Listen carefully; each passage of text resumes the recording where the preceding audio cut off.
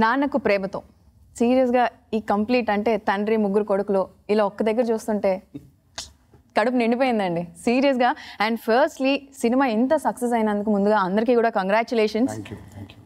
రమేష్ చంద్ర గారు, అభిరామ్ గారు, పెద్దోడు చిన్నోడు అందరూ ఇలా ఒక దగ్గర.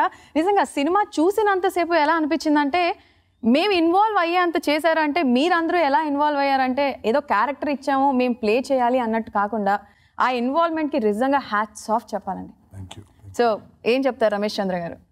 రమేష్ చంద్ర ప్రసాద్ గారు నిజంగా ఒక సినిమా యాక్ట్ చేసిన తర్వాత ఎప్పుడైనా సరే 37 ఏళ్ల సినిమా జీవితంలో చాలా రేర్గా ఇలాంటి ఎక్స్పీరియన్స్ జరిగిందని నేను అనుకుంటున్నాను. సినిమాలో క్యారెక్టర్స్ని ఒక అవన్నీ పాత్రలే మేమంతా నటించాము, కానీ బయటకు వచ్చిన తర్వాత కూడా ఆ పాత్రలోంచి బయటకు రాలేక వాళ్ళతో నాకున్న కంఫర్ట్ని, వాళ్ళతో కూర్చున్నప్పుడు వాళ్ళలో చూసే ఆనందాన్ని, ఇంత సక్సెస్ని మాకిచ్చినటువంటి ప్రేక్షక దేవుళ్ళకి నమస్కరిస్తూ మాకున్న ఎఫెక్షన్ ఏంటో ముఖ్యంగా తండ్రిగా నేను ఇవాళ గర్వంగా ఫీల్ అవ్వాల్సింది ఏంటంటే అంటే నాన్నకు ప్రేమతో అని టైటిల్ పెట్టి ఆ కొడుకులు ఈవేళ 100% నాన్న కోసం మాట్లాడతాను నేను అనుకున్నాను. లేదు, కొడుకుల గురించి మాట్లాడతాను నేను. ఈవేళ నేను ఇంత గర్వంగా ఈ సక్సెస్ని తీసుకోవడానికి కారణం నా కొడుకులు అంటే ఈ ముగ్గురు. ఇందులో నన్ను ఏ నమ్మకం అయితే పర్టికులర్ కొడుకు మీద ఈ తండ్రి పెట్టుకున్నాడో చెస్ అంటే ఇతనికి ఎంత తెలివి ఉంది అనేది చిన్నప్పటి నుంచే మనం అతను చెస్ నేర్చుకోవడంలోనే తెలుసుకున్నటువంటి ఈ ఫాదరు అతనికి ఎలాంటి నమ్మి చేశాడు. ఈ ఒక తండ్రి ఆనాడు రాముడు అడవులకి వెళ్ళాడా, ఇంకోటి చేశాడు మనకు అనవసరం. కానీ ఈ జనరేషన్లో ఇవాళ కంప్యూటర్ యుగంలో కుర్రవాళ్ళందరూ ఇంత ఫాస్ట్ అయిపోయిన టైంలో ఇలాంటి ఒక కొడుక, అది కూడా one of the most commercial heroes మనకున్న తెలుగున్న one of the top commercial heroes ఒకడు కదా తను ఇష్టపడి ఈ కథని చేయటం వల్ల మాకు ముందు ప్లస్ అయిందండి. చేయటం తర్వాత క్యారెక్టర్లు చేయటం మొదలుపెట్టిన తర్వాత ఫస్ట్ టైం ఆడియన్స్, మీకు కూడా పెద్ద ఎక్స్పీరియన్స్ ఉంటుంది, ఆ సినిమాలో చూసిన వాళ్ళు బయట అలాగే కనిపించి ఇక్కడ రాజేంద్ర ప్రసాద్ లేరండి, తారక్ లేడు, రాజీవ్ కనకాల లేడు, లేకపోతే శ్రీనివాస్ లేడు, ఇక్కడ ఒక తండ్రి ముగ్గురు కొడుకులు. ఆ అటాచ్మెంట్ మళ్ళీ మేము మీ ముందు అలా కనపడుతున్నామంటే నాకు నిజంగా చాలా గర్వంగా ఉందండి. ఇది నిజంగా సక్సెస్ అయిందని ఇప్పుడు నమ్ముతున్నాం మేము. ఎన్టీఆర్ గారు and Nannaku Prematho this is your 25th film. యాక్చువల్గా ఇదే ఒక సెలబ్రేషన్, జూబ్లీ. సీరియస్లీ. అండ్ మీరు చాలా ఇంటర్వ్యూస్లో చెప్పారు అంటే ఈ సినిమా నా మనసుకి చాలా దగ్గరలో ఉంది అని చెప్పేసి. అంటే అలా అనడానికి ఏంటి రీజన్? ఇట్స్ బికాజ్ ఏం లేదండి, సినిమా నాకెందుకు దగ్గరైంది అంటే తండ్రిని ప్రేమించిన వ్యక్తులు ఉండరు. తల్లిని ప్రేమించేప్పుడు మనకి చాలా మాటలు వస్తాయండి. తల్లి ప్రేమకి చాలా మాటలు చెప్పొచ్చు మనం. నిజం. తండ్రి ప్రేమని మనం మాటల్లో వర్ణించలేము. తల్లి కూడా తన ప్రేమను అలాగే మన మీదకి చూపిస్తుంది, తండ్రి తన ప్రేమ అలాగే చూపిస్తారు. మనం ఎలాగైతే మాటల్లో చెప్పలేమో తండ్రి తన ప్రేమను కూడా మాటల్లో చెప్పలేడు. అలా నాకు చిన్నప్పటి నుంచి కూడా రాజీవ్కి బాగా తెలుసు, మా నాన్నగారు ఎప్పుడు కూడా ఆయన ప్రేమని మాటల్లో ఎప్పుడు వ్యక్తం చేసేవాళ్ళు కాదు. కేవలం ఆయన కళ్ళల్లోనే, ఆయన ఎప్పుడు ఇది అని పర్టికులర్గా చెప్పరు. ఆయన చెప్పే విధానంతో మనకు అర్థమవుతుంది అనమాట. ఎగ్జాక్ట్లీ నాన్నకు ప్రేమతో కూడా ఎప్పుడైతే రాజేంద్ర ప్రసాద్ గారితో అంటాడు, ఎందుకు నాన్న బాధపడుతున్నావు, మేమందరం ఫలానా సుబ్రహ్మణ్యం గారు అబ్బాయిలు పిల్లలందరూ బాగా సెటిల్ అయి ఉన్నారు, అదంతా ఎవరి వల్ల, మీరు పడ్డ కష్టం వల్లే కదా, మీరు మమ్మల్ని కష్టపడి పెంచారు కాబట్టి మేము ఇలా మంచి సొసైటీలో మంచి పొజిషన్స్లో ఉన్నాం, ఇంతకంటే ఏం కావాలి అని అంటే, ఇప్పుడు ఆయన అంటారు కష్టపడి పెంచాల్సిన అవసరం నాకు ఉందేమో, కష్టపడి పెరగాల్సిన అవసరం మీకు లేదురా అని నన్ను ఫలానా ఒక వ్యక్తి మోసం చేశాడు. నా పేరు రమేష్ చంద్ర ప్రసాద్, సుబ్రహ్మణ్యం కాదు. నాకు ఇలా పేదవాడిగా చచ్చిపోవడం నాకు ఇష్టం లేదు. నాకు అలా ఆ రమేష్ చంద్ర ప్రసాద్ లాగే చచ్చిపోవాలి. ఎందుకంటే రమేష్ చంద్ర ప్రసాద్ డబ్బున్న వ్యక్తిగా కాదు, ఒక అద్భుతమైనటువంటి క్యారెక్టర్, ఒక పేరున్న వ్యక్తి. నాకు అలా చనిపోవాలి అని చెబుతారే తప్ప నువ్వు వెళ్ళి అతన్ని మోసం చేయని చెప్పు. అంతే.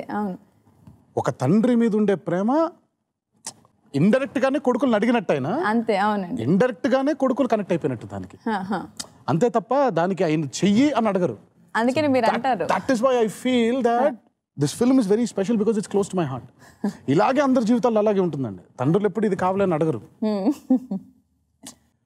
అది మనకి ఎప్పుడు తల్లి ప్రేమ నుంచి బయటపడుతుంది. నాన్న నువ్వు ఇది చేయకూడదు, చేయకూడదు. ఎప్పుడు ఫాదర్ అంటేనండి ఒక పర్టికులర్ ఏజ్ వరకు కూడా ఫాదర్, నిజం చెప్పుకోవాలంటే మనం ఒరిజినల్ గా చెప్పుకోవాలంటే father is like A villain. కొడుక్కి నువ్వు ఇది చేయొద్దు, నువ్వు అది చేయొద్దు, నువ్వు అక్కడ నుంచో, నువ్వు అటు పరిగెట్టుకు, ఆ ఆట ఆడొద్దు, ఈ దెబ్బలు తగులుతాయి, ఇది అదంతా కన్సర్న్ తండ్రికి. కానీ తండ్రి అనేవాడు డైరెక్ట్ గా ఎప్పుడు కూడా సంకలో ఎత్తుకోడు. ఏమో ఏం జరిగినా కూడా వెంటనే దగ్గర తీసుకుంటుంది. అందుకని ఈ ఫాదర్ ఎప్పుడు విలన్ ఫీలింగ్ ఉంటుంది కదా.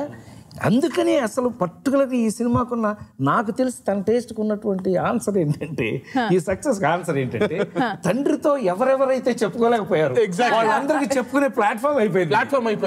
ఇప్పుడు నేను కూడా ఇందాక తారక్ నువ్వు అన్నది నాన్న, నువ్వు అన్న దాంట్లో మమ్మల్ని అడగలేదు నాన్న, కానీ మేము చేసాం.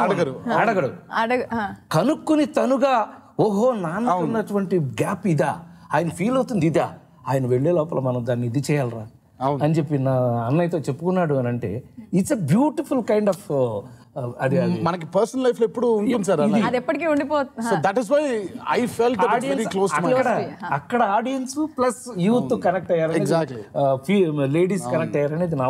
అవును. మీరు యూత్ అన్నారు, సీరియస్ గా అండి ఈ సినిమా యాక్చువల్ గా ఏదైనా సినిమా కంప్లీట్ గా ఫ్యామిలీ, అందరూ హడావిడి చుట్టాలు అంటే ఒక జాయింట్ ఫ్యామిలీలా చూపిస్తే ఆడియన్స్ కి బాగా కనెక్ట్ అవుతుంది, ఫ్యామిలీస్ కి బాగా కనెక్ట్ అవుతుంది అని అనుకుంటారు.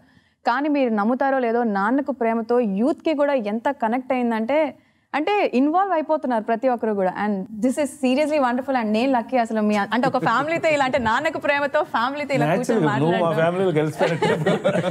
చాలా సంతోషం. ఆ ఫీలింగ్ రావడమే మా సక్సెస్ కి. అండ్ థ్యాంక్స్ టు సుకుమార్, అది సక్సెస్ కారణం అతనే అని అనుకోవాలి మనం. అండ్ రాజీవ్ గారు, ఎన్టీఆర్ గారి 25th ఫిలిం కి అగైన్ మీరు ఒక పార్ట్, ఒక అన్నయ్యగా చేశారు. సో నిజంగానే వాళ్ళిద్దరూ చాలా చిన్నప్పటి నుంచి చాలా మంచి ఫ్రెండ్స్ అండి. ఇలాంటి అద్భుతమైన క్యారెక్టర్ లో కలుసుకోవడం తారక్తో నాకు చెప్పు రాజా, ఆగు చెప్పలే. తారక్తో ఏంటంటే నేను వింటున్నా. సర్లే ఒక నిమిషం. తారక్తో ఏంటంటే అండి 15 ఏళ్ళ నుంచి దగ్గరగా చూసిన వ్యక్తిని. ఇప్పుడు ఆ పర్సన్ ఎమోషన్స్ అవన్నీ అంటారు కదా, is a basically very emotional person. మరి నువ్వేంటి? నేను అదే, అందుకే కదా మరి హీజ్ అంటే మరి వీఆర్ అనాలి. హీ అంటే నేను స్పెషల్ అన్నట్టు నువ్వు కాదే. We are emotional person. సో అదే కరెక్ట్. ఫ్యామిలీ కానివ్వండి, లవ్, అఫెక్షన్ ఇవన్నీ తనకి సునాయాసంగా చేస్తాడు. ఈ పర్టికులర్ సినిమాకి నువ్వు అంటే ముందు ఆల్రెడీ కథ చూచాయిగా అలా చెప్పాడు. నాకు ఎప్పుడో ఇంటి దగ్గర ఉన్నప్పుడు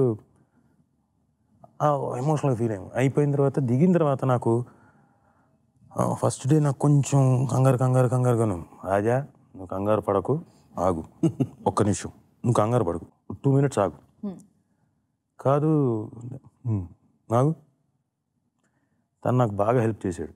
నువ్వు ఇది అర్థం చేసుకో సుకుమార్ గారిని. ఇలా ఫస్ట్ డే నా ఫస్ట్ సీన్ కొంచెం కాసేపు ఇబ్బంది పడ్డాను, అంటే ఇన్వాల్వ్ అవ్వడానికి. దానికి బాగా హెల్ప్ఫుల్. అంటే ఆ రిలేషన్షిప్ అంటారు చూడండి, యూజువల్గా యాక్టర్స్ చేయగలుగుతాం, అందరితో చేస్తాం. బట్ ఇక్కడ ఉన్న కొంచెం ఓ ఫ్రెండ్షిప్ లెవెల్ కొంచెం అంటే అందరితో ఉంది, బట్ ఇతనితో అందరికీ తెలుసు ఎక్కువ. అది నాకు బాగా హెల్ప్ అయింది. తను ఈజీగా కనెక్ట్ చేసి దా అని చెప్పేసి సీన్స్ చేసేటప్పుడు కూడా పెద్ద కష్టపడలేదు నటించడానికి. ఎందుకంటే చేసేవాళ్ళు ఉన్నప్పుడు ఎదురుగా ఈజీగా చేస్తాం. సో ఆ విధంగా ఈ సినిమాలో మా తమ్ముడు అభిరామ్, మా ఇంకో తమ్ముడు అవసరాల శ్రీనివాస్ గారు. వాళ్ళు యాక్చువల్గా మాకు అదే జరిగిందండి ఫిలింలో. ఎప్పుడు కూడా అంటే ఫస్ట్ డే అప్పుడే రాజేంద్ర ప్రసాద్ గారు మా అసోసియేషన్కి ప్రెసిడెంట్ అయ్యారు. ఆయన ప్రెసిడెంట్ అయినప్పుడు మేము అక్కడే యూకేలోనే ఉన్నాం. సో ఆయన రాగానే ప్రెసిడెంట్ గారు అని అరిచాను నేను. ఆయన అలా లేచి అలా తిరిగారు, ప్రెసిడెంట్ గారు అని పరిగెత్తుకెళ్ళగానే అయిపోయిన తర్వాత ఇంకేమి చేసినా కూడా, ఇప్పుడు రాజీవ్కి నాకు ఇద్దరం ఫ్రెండ్స్ కాబట్టి సరదాగా ఏ గొడవ జరిగా ప్రెసిడెంట్ గారు అని అరిచేవాడు. రాజేంద్ర ప్రసాద్ గారు ఫైనల్ గా ఉలికిపడి ఇదే ప్రెసిడెంట్, లండన్కి వచ్చిన తర్వాత కూడా ప్రెసిడెంట్ ఏంటిది. ఇప్పుడు రాత్రి ఏదో సరదాగా రాజా బయటికి వెళ్దాం అనేవాడు. మనం లాస్ట్ గా పొద్దునే లెగవాలి మారం చేసేవాడు, ప్రెసిడెంట్ గారు దీనికి కూడా ప్రెసిడెంట్ గారు ఏంటి కూడా పరిగెత్తుకొచ్చి ఏం జరిగింది ఉండేది కదా మనకి. అంటే ఈ ఇన్వాల్వ్మెంట్ మీరు ఇది నిజంగా సరదా అనుకున్నారు కదా, this is nothing but the involvement of a family. ఎట్లయిపోయారంటే ఐఎమ్ నాట్ జోకింగ్, ఇప్పుడు ఎట్లా ఉన్నాడో ఎట్టాగా ఉంటాడు ఇతను, జనరల్ ఇన్వాల్వ్ గారు వాళ్ళతోటి. అట్లాంటిది ఇప్పుడు ఫైనల్ గా ఆడవాళ్ళు ఏమి అన్ని విని పిచ్చి ఏంటో పిచ్చి మాటలు మాట్లాడతారు, ఏం మాట్లాడారు ఇందాక అన్నట్టు అన్ని మాట్లాడిన తర్వాత పాపం అడిగేవాడు తిను, ఏంటి మీ ఇద్దరు ఏం కొట్టుకుంటున్నారని. ఆయన ఫస్ట్ కలిసినప్పుడు చాలా అసలు నాకు ఆయనకి ఎప్పుడు పరిచయం లేదు. But I think first hour కదా సార్ కూర్చొని మాట్లాడుకోవడం మొదలు పెట్టాము, ఇంకా అయిపోయింది. ఆ మర్నాడే అనుకుంటాను మై బెస్ట్ ఫ్రెండ్ అక్కడ లండన్ లోనే ఉంటాడు, he was throwing a small get together అనమాట. మేము అందరూ వచ్చాం బికాస్ రాజీవ్ కూడా ఫ్రెండ్ అని, ఇంకా ఆయన కూడా వెంట పట్టుకెళ్ళిపోయాం. సో ద నెక్స్ట్ డే అనమాట. అండ్ సినిమా విషయానికి వస్తే మళ్ళీ last 45 minutes count down start అవుతుంది. నాన్నకి మీరు చెప్తారు, నాన్న లే లే లే నువ్వు అనుకున్నది ఇంకా కాసేపట్లో ఆ ఎమోషన్స్ అన్నీ సీరియస్గా అంటే నేను చాలా ఎమోషనల్ ఫోన్ కొంచెం వచ్చినా కూడా టప్ప అంటే అమ్మాయిలు ఏడవడం వేరు, అబ్బాయిలు ఎమోషనల్ అవ్వడం వేరు. సో అదంతా ఎంత బాగా ప్రెజెంట్ చేశారంటే లైక్ హ్యాట్స్ ఆఫ్ అండి.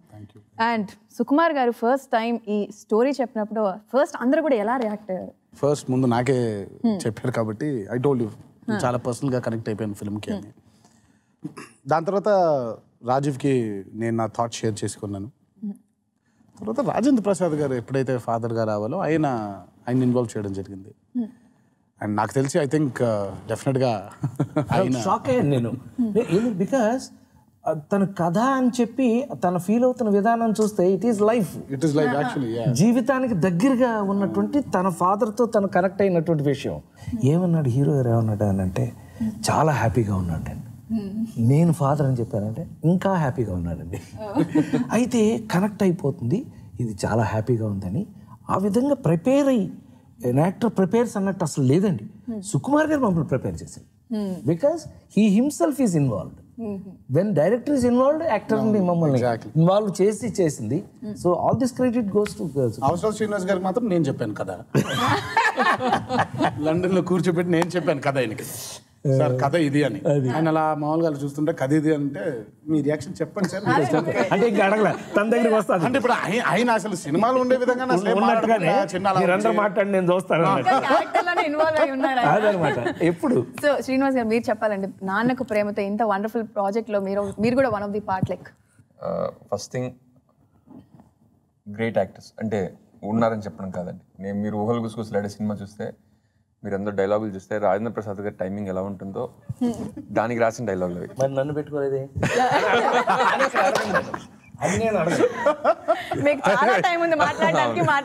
అండ్ తారక్ గారు అంటే నేను ఫస్ట్ టైం అంటే సినిమాలు చేస్తుంటే సాధారణంగా హీరోల మెంటాలిటీ ఎట్లా ఉంటుందంటే నేను I should be at the four front of this, I'm the hero of the film అంటే తప్పు కాదండి, ఎందుకంటే సినిమాని హీరో భుజాల మీద క్యారీ చేస్తాడు అనే ఫీలింగ్తో ఉంటారు. కానీ తారక్ ఈజ్ లైక్ ఈ what does this film need అని ఆలోచించే హీరో అండి. And actually to be honest క్లైమాక్స్లో మేము ఇద్దరం లేవు. ఫస్ట్ టైం మీరు స్టోరీ చెప్పారు సార్ నాకు సుకుమార్, అప్పుడు నేను లేనండి. కానీ నాన్నకు ప్రేమతో అన్నది ఎవరి నాన్న, అది ముగ్గురి నాన్న. సో వాళ్ళిద్దరూ కూడా ఉండాలి అని చెప్పి జగపతి బాబు గారు ఆఫీస్ రూమ్లో అంటే అది కొలాబరేటివ్ ఎఫర్ట్ తోటి వచ్చిన సీన్ అండి అది. అండ్ సినిమాని అంటే cinema is always above him అని నమ్మే వ్యక్తి ఆయన. అండ్ రాజీవ్ గారు అండి సినిమా చూసినప్పుడు మనకు సాధారణంగా ఇండస్ట్రీలో వచ్చాం, ఎన్నాళ్ళు ఉంటాం, ఏం చేస్తాం, కానీ నాన్నకు ప్రేమతో సినిమా చూసినప్పుడు ముఖ్యంగా నేను రాజీవ్ పెర్ఫామ్ చేసినట్టు చేయగలిగితే కనుక I will be here for a long time అని నిజంగా. అండ్ అది ఒక బెంచ్ మార్క్ అయిపోయింది నిజంగా సినిమా చూస్తున్నప్పుడు. అండ్ మేమంతా ఫ్యామిలీలో కలిసిపోయి ఉండడానికి మాత్రం ఒక ఎగ్జాంపుల్ చెప్తానండి.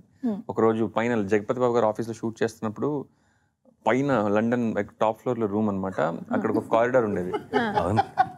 షార్ట్ టైంలో కారిడోర్ కూడా కాదండి అది. కారిడోర్ లెఫ్ట్ కి ఒక డోర్ తెరిస్తే మొత్తం ఆ బిల్డింగ్ తాలూకు ఎలక్ట్రిక్ యూనిట్ మొత్తం అక్కడే ఉంది. మొత్తం ఎలక్ట్రిక్ యూనిట్. అక్కడ థర్మోకాల్ వేసి నేను పడుకున్నా. నిద్రపోతుంటే దారిలో అందరూ తొక్కుకెళ్ళి దారి పడుకుంటే పక్కన ఎవరు వచ్చి పడుకున్నారు. అబ్బాయి ఎవరబ్బా డిస్టర్బ్ చేస్తున్నారు. ఒక అరగంట ఆగి చూస్తే తారక్ నా పక్కన. నేనేంటి ఇలా పక్కన పడుకుని ఆయన అలా లేచి కాసేపు ఉన్నారు. ఆ డిస్టర్బెన్స్ నేను ఇలా చూసాను. ఏంటండి అన్నాను. సార్ మీరు నా పక్కన పడుకోవడం ఏంటండి అన్నారు. ఏమండి నిద్ర వస్తుంది, డిస్కషన్ తర్వాత పడుకోండి. తమ్ముడు అలసిపోయి పడుకున్నాను. అండ్ అలానే నాన్నకు ప్రేమతో సినిమాకి మరో ప్రాణం మ్యూజిక్ అండి. డిఎస్పి గారు ఇచ్చిన వండర్ఫుల్ మ్యూజిక్, ప్రతి సాంగ్ అసలు. అండ్ నాన్నకి ప్రేమతో చాలా గమ్మత్తుగా అది ఏమనాలో మనం ఇప్పుడు ఎలా అనాలో నాకైతే తెలియదు. It was so connected రిలవెంట్లీ.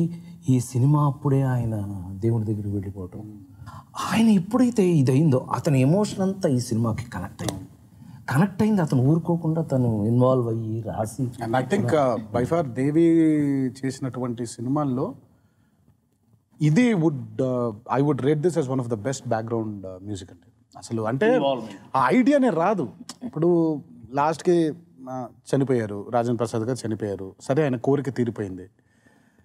ఇక్కడి నుంచి ఏంటి అని అంటే, ఇప్పుడు అందరూ మొరోజ్గా ఉన్నారు, అందరూ ఏడుస్తున్నారు. బట్ అభిరామ్ మాత్రం ఎక్కడో దూరంగా ఉండి ఏడవట్లేదు, తను నవ్వుతున్నాడు. సో ఎందుకంటే తన కోరిక తండ్రి చిరునవ్వుతో చనిపోవాలి, అతను టార్గెట్ అయిపోయింది. సో అతను కూడా ఎమోషన్ని సినిమాలో డైలాగ్ కూడా ఉంటుంది, నవ్వులేని నాన్న మొహం ఎలా ఉంటుందో నేను ఇప్పటిదాకా చూడలేదు, ఎలాంటి ఎమోషన్ అయినా చిరునవ్వుతో డీల్ చేయడం ఒక మా నాన్నలోనే చూశాను అని. సో అతను మళ్ళీ అలాగే బిహేవ్ చేస్తూ ఉంటే వెనకాల పాట రాయాలి అన్న ఐడియా మాత్రం ఇట్స్ నాకు తెలిసి ఇంకా అది దేవి శ్రీ ప్రసాద్ లాంటి మ్యూజిక్ డైరెక్టర్తో తప్ప ఇంకెవరితో సాధ్యం కాదు. అది అంటే సాహిత్యం మీద అంత కమాండ్ తనకి. And I want follow you కూడా. నేను ఇంకా అదే అడగబోతున్నాను. అసలు సూపర్ సాంగ్, అది ఎంత కనెక్ట్ అయిపోయారు మీకన్నా ఆయనతో హమ్ చేస్తే ఎలా ఉంటుంది అంటారా? బ్రహ్మాండంగా ఉంటుంది అంటారా? ఒక్కసారి మీరు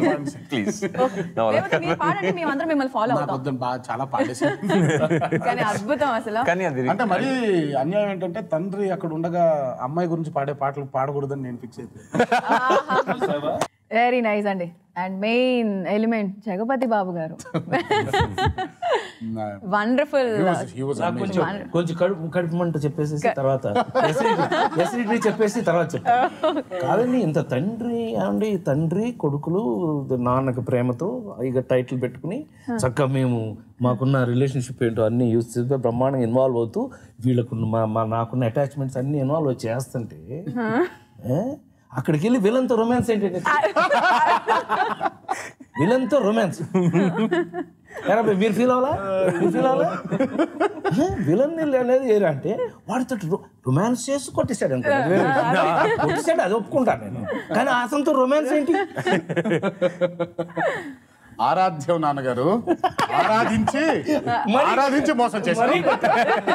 ఆరాధించి మరీ కొట్టారు. ఫస్ట్ ఏంటంటే బా ఏం మోసం చేశాను ఆరాధించి ఇప్పుడు నన్ను ఆరాధించు.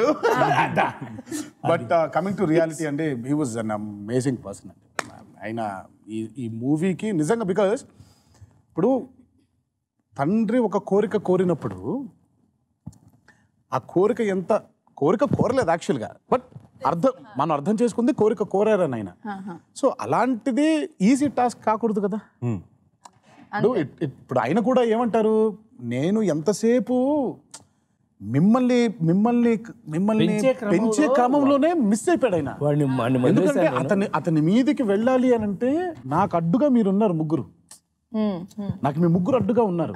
ఎందుకనంటే అతని కంటే మీరు ముఖ్యమైన ఫీల్ అయ్యాను కాబట్టి వెళ్ళలేకపోయాను. అదే మీరు ముగ్గురు లేకపోయి ఉంటే I would have taken him down.